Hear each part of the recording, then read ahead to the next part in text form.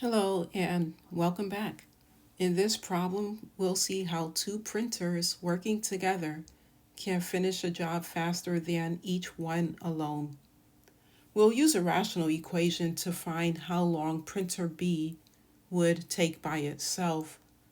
So we have to understand this situation here first of all. So when a printer works alone, it completes part of the job each hour. So I like to think of it as this: one job being completed in X amount of hours.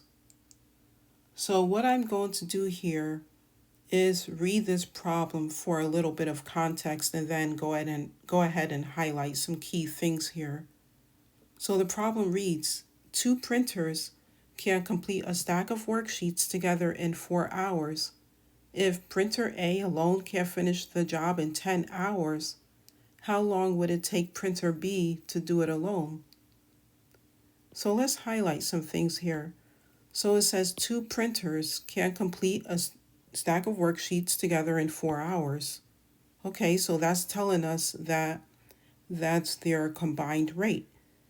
Now it goes on to tell us if printer A alone can finish the job in 10 hours, the question asks, how long would it take printer B to do it alone? Okay, so let's go ahead and work this out step by step.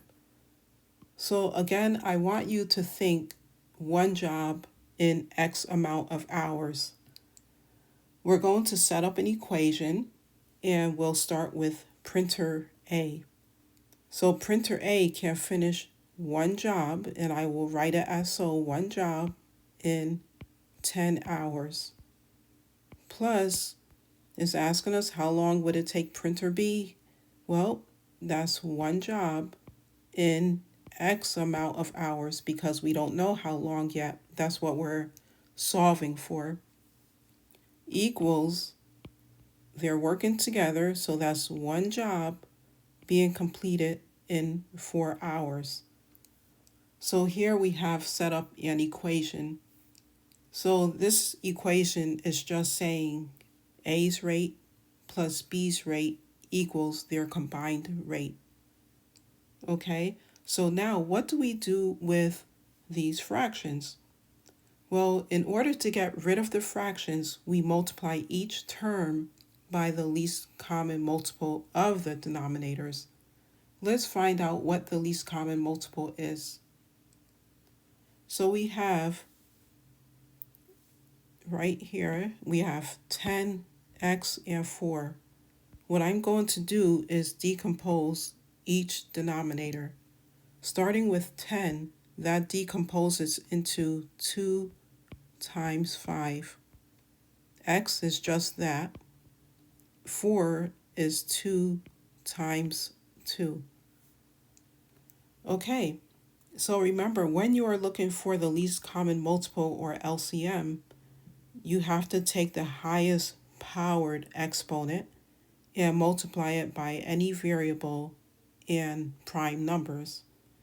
So as you can see, when we take a look at the 2's, we have 2 raised to the first power, and 2 times 2 is the same as saying 2 raised to the second power. So we can eliminate the lowest powered exponent, which is 2 in this case, and we keep the highest powered exponent, which is 2 squared, or 2 times 2. Now we can multiply 2 times 2 times x times 5, which equals 20x, and that is our least common multiple, or LCM.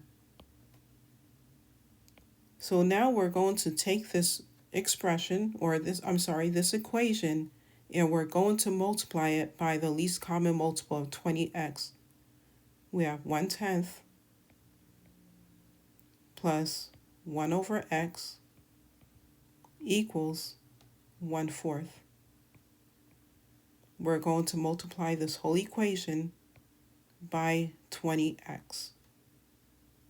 And when you do that, you have to distribute the 20x times 1/10. That's the same as saying 20x divided by 10, which equals 2x.